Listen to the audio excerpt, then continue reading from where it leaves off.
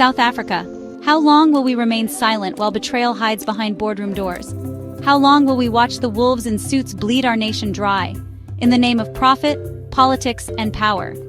This is not just about MTN. This is about Mcebisi Jonas, Cyril Ramaphosa, and one of the most shocking international scandals you've never heard about. One that involves billions in dirty deals, sanctions-defying corruption, and yes, even possible links to terrorism through Iran. And when the EFF exposed it in Parliament, Cyril Ramaphosa didn't even try to hide his shock. Let's unpack the truth, and you decide if these men deserve your trust or your outrage. Before we continue, if you're loving the content and want to take things to the next level, why not consider joining the channel? As a member, you'll unlock some seriously awesome perks. We're talking exclusive badges, emojis to flex in the comments, sneak peeks of upcoming videos, and even special shoutouts during the show. Plus, you'll be directly supporting the channel so I can keep bringing you the best content possible. Just hit that join button below and take your seat among the legends. And hey, if you're not ready to join, no worries. Your likes, comments, and shares still mean the world to me. Thanks for being here, and know that you are appreciated. Now let's continue with the video. Mcebisi Jonas, once hailed as a hero for exposing the Guptas, once praised for rejecting a 600 million rand bribe to become finance minister, but now his mask may be slipping. Because while the media focused on his so-called honesty, they conveniently forgot to dig into what happened after politics. Jonas didn't retire in peace. He joined the corporate elite, becoming chairman of MTN, Africa's telecom giant. And MTN wasn't just a phone company. It was operating in Iran during the height of international sanctions, when the Iranian regime was being isolated for its nuclear ambitions and ties to groups like Hezbollah and Hamas. Between 2005 and 2013, MTN allegedly paid hundreds of millions to Iranian officials to secure licenses in Iran. Leaked U.S. court filings, diplomatic cables, and whistleblower testimonies suggested that bribes were paid, backdoor deals were struck, and South African executives turned a blind eye. MTN denied everything, but the evidence kept growing. They were accused in the U.S. of aiding sanctioned Iranian entities and even providing telecom infrastructure that may have been used by the Iranian regime to track and imprison dissidents. And while this was happening, Cyril Ramaphosa sat on the MTN board. Yes, before becoming president, Ramaphosa had deep financial and leadership ties to MTN, just like Jonas.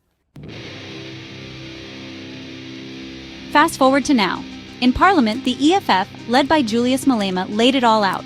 They came armed with documents, they named names, they made it clear Jonas was not clean, and Ramaphosa was not innocent.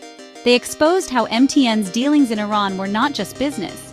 They were a betrayal of international law, a violation of moral principles, and potentially a way for money to move from South Africa, straight into the hands of terror-linked states. Ramaphosa's face said it all, shaken, disturbed, and clearly trying to shift the topic. But the EFF didn't back down, and now neither will we. Here's what they hope you forget, that Jonas chaired MTN during its rebranding phase, but never addressed the Iran scandal. That Ramaphosa's role on the board came during the exact time MTN was expanding into Iran. That Jonas claimed to expose corruption with the Guptas, but now won't answer for his own questionable ties. They hope you forget that MTN made profits off the backs of Iranian citizens, some of whom were jailed and tortured using networks possibly supported by the very infrastructure MTN helped build. They hope you won't notice the timing. This expose came just before the elections. Coincidence? No. The truth is boiling over. This isn't just about MTN. This is about how corruption operates, through backroom deals, board appointments, and hidden bank transfers that we're never meant to see.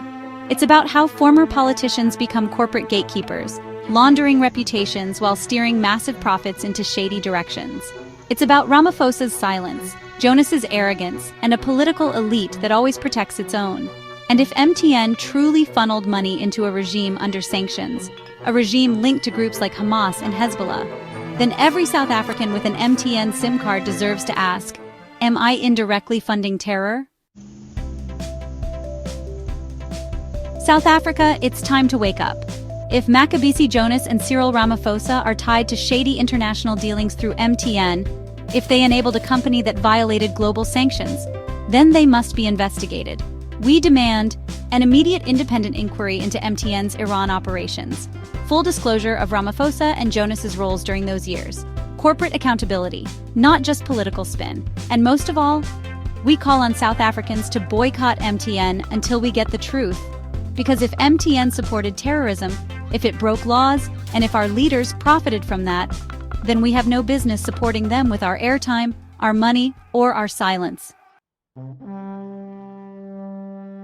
You deserve better. South Africa deserves better. Expose the traitors, tear off the masks, and let justice roll like thunder. The time of political betrayal is ending, and we will be the ones who end it. This is not just a story. This is a reckoning. Please like, share, and subscribe. Thank you for watching. See you next time.